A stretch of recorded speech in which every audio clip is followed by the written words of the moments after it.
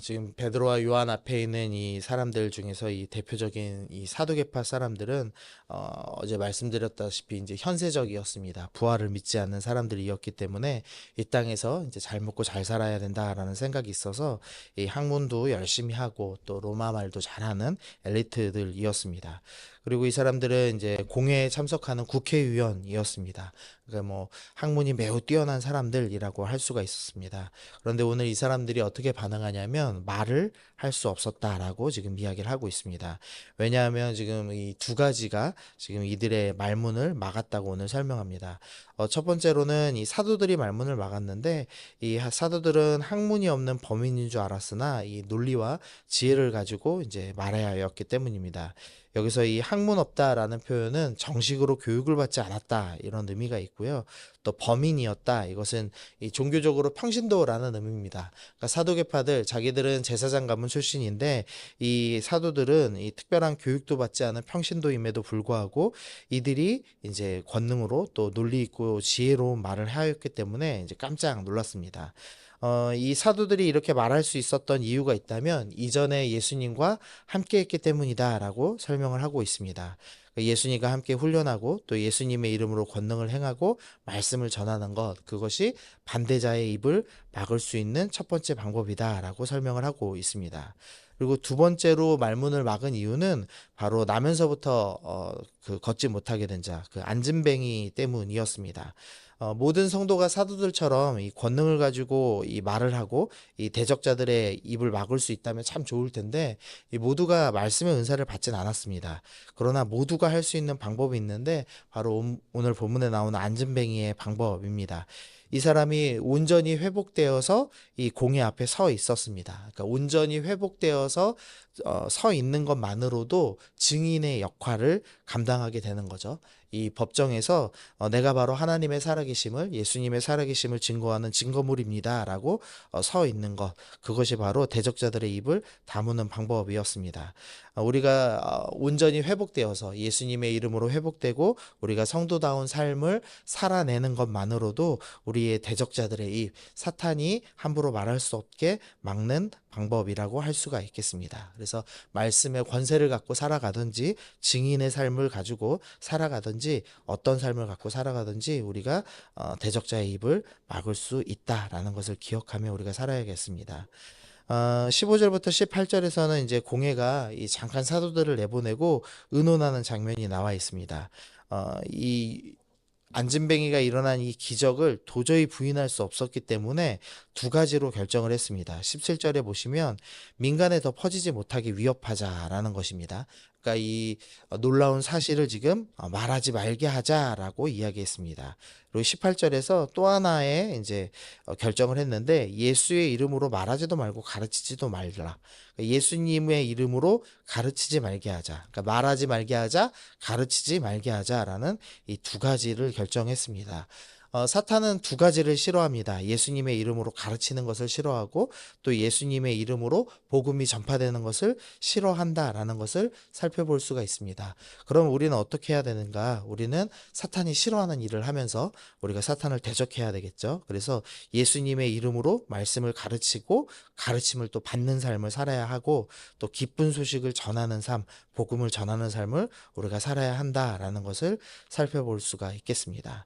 19절에서 지금 베드로와 요한이 이 공회 하지 말라는 말에 대해서 뭐라고 말하고 있냐면 이르되 하나님 앞에서 너희의 말을 듣는 것이 하나님의 말씀을 듣는 것보다 옳은가 판단하라 라고 말하면서 우리는 이 공회의 뜻을 따르지 않겠다라고 이야기를 하고 있습니다. 이 지금 사탄의 대변자 노릇하는 이 공예의 방법과 또 하나님을 대변하는 이 사도들의 방법도 다르다는 것을 살펴볼 수 있는데요. 공예는 지금 예수님의 이름으로 가르치지도 말고 말하지도 말라고 강제하고 있다는 것을 알 수가 있습니다. 그런데 진리를 전하는 사도들은 강제하는 것이 아니라 옳은가를 판단해 보라라고 권하고 있다는 것을 알 수가 있습니다. 우리 사실 우리가 믿는 이 기독교는 우리가 유일한 진리라고 이야기를 합니다. 이제 그것 때문에 정치적이고 종교적인 분쟁이 때로는 많이 일어났던 것을 봅니다. 특별히 이제 유럽 역사에서 그런 일들이 많이 일어났죠. 그러나 이제 핵심을 좀 놓쳐서는 안 되는데 기독교가 이 종교 분쟁을 일으켰던 이 유럽 역사는 항상 강제할 때 일어났습니다. 뭐 십자군 전쟁과 같이 강제적으로 정복을 하고 폭력을 사용하는, 즉 하나님의 방법이 아니라 사탄의 방법을 사용할 때 이런 분쟁이 일어났던 것이죠. 근데 사도들은 지금 강제한 것이 아니라 분명히 선택하라라고 합니다. 우리가 이렇게 선택하라고 권할 수 있는 것은 우리가 들고 있는 이 복음이 가장 좋은 것이기 때문입니다. 그래서 하나님께서도 아담과 하와에게도 강제하지 않으셨죠. 이 선악과를 먹는 것이 선악과를 먹지 않는 것이 너희에게 가장 유익하다라는 것을 분명히 말씀하셨죠. 오늘 사도들도 이 복음을 권하며 너희가 분별하고 선택하라라고 말씀하고 있음을 우리가 좀 기억하면서 우리가 가지고 있는 가장 좋은 이 복음 하나님의 말씀을 가지고 사람들에게 사탄의 방법이 아니라 강제하는 방법이 아니라 하나님의 방법으로 우리가 분별하고 권하면서 나아가야겠습니다.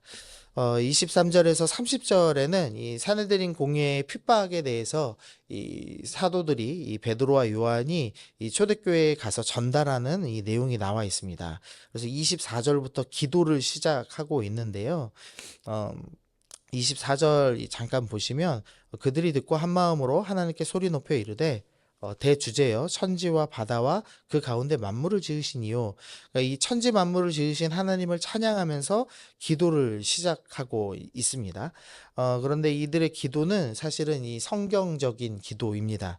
그러니까 이사야서 37장 16절에서 20절에 이 히스기야가 아수르가 공격해 올 때 기도를 합니다. 그때 이제 천지를 지으신 하나님을 다시 한번 부르짖고 그 다음에 이 아수르에게서 우리를 구원하여 주옵소서라는 요청으로 히스기야가 기도를 했는데 이 지금 초대교회의 기도가 이 이사야 37장에 있는 이 기도 순서를 그대로 따라서 먼저 천지 만물의 주인이신 하나님을 찬양하고 그 다음에 이 대적자들의 이 공격에서 우리를 건져 주옵소서라는 기도를 하고 있습니다.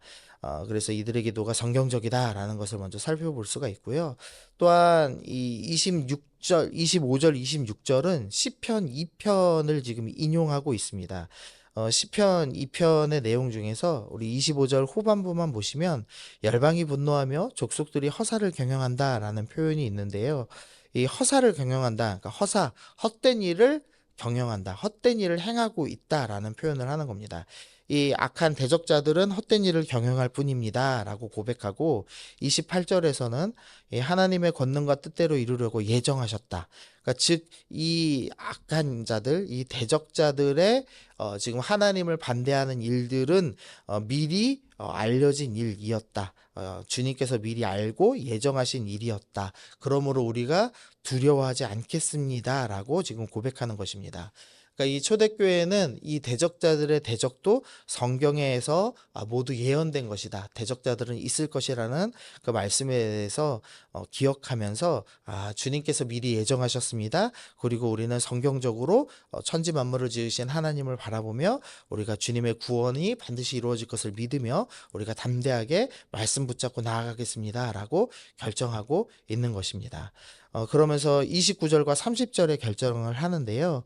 29절 말씀 후반부 보시면 또 종들로 하여금 담대히 하나님의 말씀을 전하게 하여 주시오며, 아까 그 공회가 말을 더 퍼지지 못하게 하자 이렇게 이제 결정을 했죠. 그랬는데 거꾸로 우리는 담대하게 하나님의 말씀을 전하겠습니다라고 이야기합니다. 또 30절 후반절에 거룩한 종 예수의 이름으로 이루어지게 하여 주옵소서. 아까 공회에서는 예수의 이름으로 가르치지도 말라라고 얘기했는데 우리는 예수의 이름으로 여전히 전하겠다라는 결정을 하면서 이 기도를 마무리를 하고 있습니다. 그러자 31절에서 하나님께서 반응하고 계시는데요. 빌기를 다음에 모인 곳이 진동하더니 무리가 다 성령이 충만하여 담대히 하나님 말씀을 전하니라. 하나님께서 이 사도들이 대적이 오는 것도 성경적으로 미리 예언된 것이고 우리가 성경적 기도를 하며 이 대적자들의 말을 반대로 오히려 더 예수 이름 전하겠다, 말씀을 전파하겠다라고 결정하자 하나님께서 이 땅을 흔드셨습니다. 그러면서 그리고 무리들을 성령 충만하게 하셨습니다. 그래서 하나님께서 내가 너희를 바라보고 있다, 내가 너희와 함께하고 있다. 그래서 세상을 두려워하지 말고 이 땅을 흔들 수 있는 천지 만물의 주인이신 하나님을 여전히 신뢰하며 나아가라 라고 격려해 주고 계시는 장면입니다. 그래서 말씀 생각하시면서 우리 적용하실 때 먼저는 이 사탄의 입을 막는 이 대적자들의 입을 막는 두 가지 삶을 기억하시면 좋겠습니다.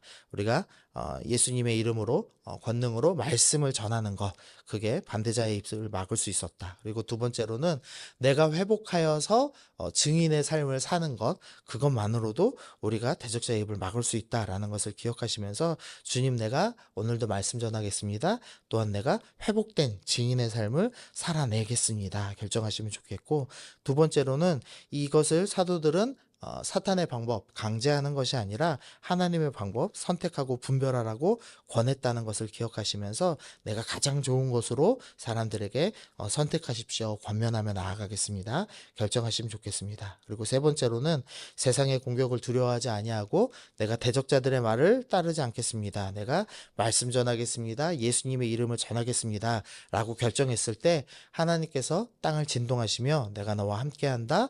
또 성령 충만을 허락하셨다는 것을 기억하시면서 하나님, 내가 오늘도 순종하며 말씀 전하겠습니다. 오늘도 우리와 함께 해주시며 우리에게 성령 충만 허락하여 주옵소서. 우리 말씀대로 살아가기로 결단하시면서 오늘도 기도하며 나아가겠습니다.